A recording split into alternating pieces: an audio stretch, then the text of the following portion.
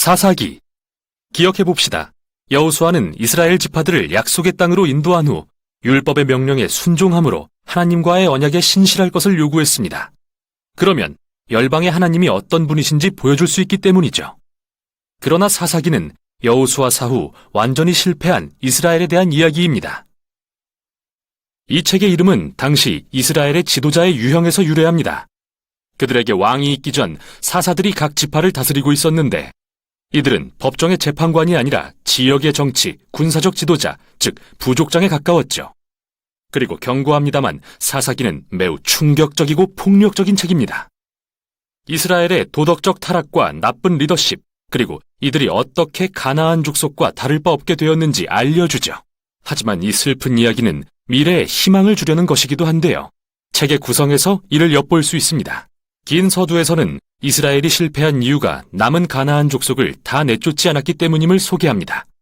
그리고 긴 본문 부분에서는 점점 타락해가는 이스라엘 사사들을 기록합니다.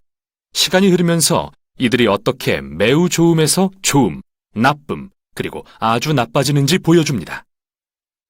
결론은 매우 충격적입니다. 이스라엘 백성 전체의 타락을 보여주는데요. 그럼 각 부분을 좀 더 깊이 살펴보죠. 도입부는 약속의 땅에서 영토를 부여받은 이스라엘 지파들에 대한 기록입니다. 여호수아가 가나안의 주요 성읍들을 정복했지만 여전히 정복할 땅이 많이 남았고 가나안 사람들도 많이 살고 있었죠.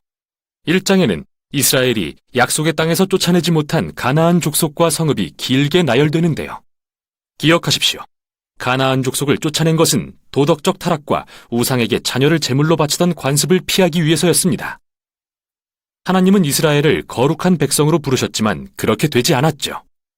2장은 이스라엘이 가나안 족속과 이웃해 살며 그들의 문화, 종교적 관습을 그대로 수용해버리는 실상을 기술합니다.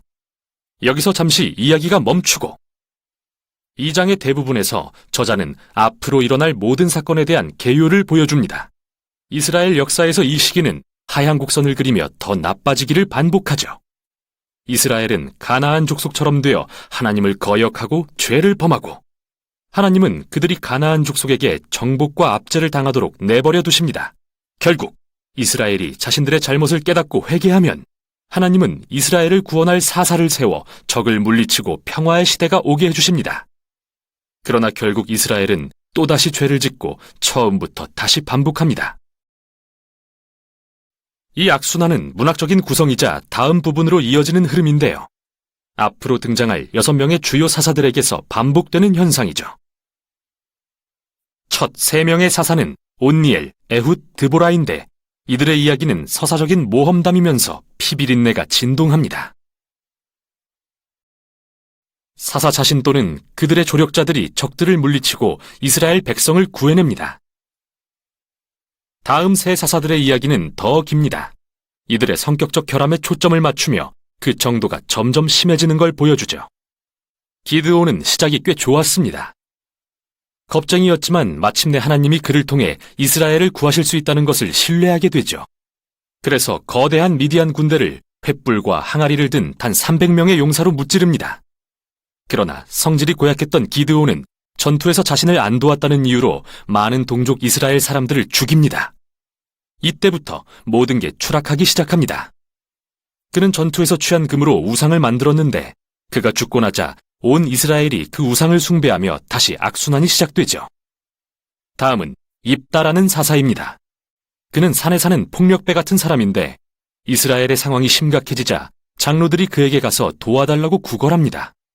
지도자가 된 입다는 암몬 족속과의 전투에서 효과적으로 많은 승리를 거두지만 이스라엘의 하나님을 너무나 몰라서 마치 가나안의 우상처럼 여기죠. 전투에서 승리하면 딸을 제물로 바치겠다고 서원할 정도로요.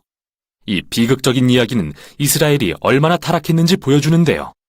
이들은 더 이상 자신들의 하나님의 성품을 몰라 살인을 행하고 잘못된 예배를 드리기에 이릅니다. 마지막 사사인 삼손, 역대 최악입니다. 그는 많은 약속을 받고 태어났지만 이스라엘의 하나님과 관계없는 삶을 살았죠. 문란하고 폭력적이며 오만했습니다. 잔인한 전략으로 블레셋을 이겼지만 스스로는 결코 온전한 삶을 살지 못했죠. 그의 삶은 끔찍한 집단 살육의 장면으로 끝이 납니다. 여기서 잠시 짚고 가죠. 여러분은 책의 이 부분에서 반복되는 주제를 발견하셨을 겁니다. 그건 중요한 순간마다 하나님의 영이 사사들에게 능력을 주셔서 구원의 역사를 이루신다는 것입니다. 하나님이 이렇게 엉망인 사람들을 사용하신다고 해서 그들의 결정 전체 또는 일부라도 승인하신다는 뜻은 아닙니다. 하나님은 무엇보다 자기 백성을 구원하고자 하시는데 함께 일해야 할 자가 타락한 지도자들 뿐이니 그들을 사용하신 것뿐이죠. 이 부분 전체는 상황이 얼마나 악화됐는지 보여주려고 구성된 것입니다. 더 이상 이스라엘과 가나안 족속을 구별하지도 못할 지경이죠. 본이 되어야 할 지도자들도 말이죠. 마지막 부분에 오면 온 이스라엘이 타락합니다. 두 개의 비극적인 사건이 나오는데요. 심장이 약한 분은 주의하십시오.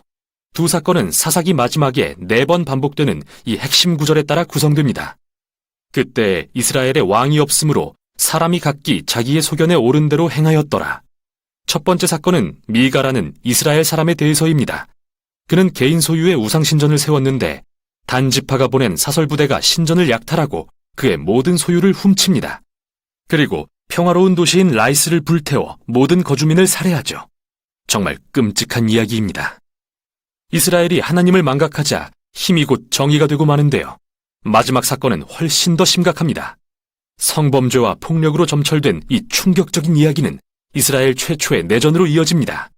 매우 충격적인데요. 그게 곧 핵심입니다. 이 사건들은 경고의 메시지인 겁니다. 이스라엘이 이렇게까지 파멸에 이른 것은 그들을 사랑하사 이집트의 종살이에서 구원하신 하나님을 배신한 결과입니다. 이스라엘에게는 다시 구원이 필요한데요. 이번엔 자기 자신들로부터 말이죠. 유일한 희망의 빗줄기는 끝에 반복되는 이 말씀에서 발견됩니다. 사사기를 맺는 마지막 문장인 이 말씀. 이스라엘에 왕이 없으므로. 이렇게 다음 책들의 배경이 준비됐습니다.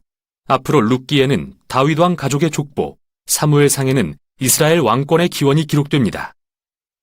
그러나 사사기는 비극으로서 그 가치가 있습니다. 인간의 실태를 냉정하게 보여주고 궁극적으로 은혜의 하나님이 그의 백성을 구할 왕을 보내주실 것을 알려주기 때문입니다. 이것이 사사기입니다.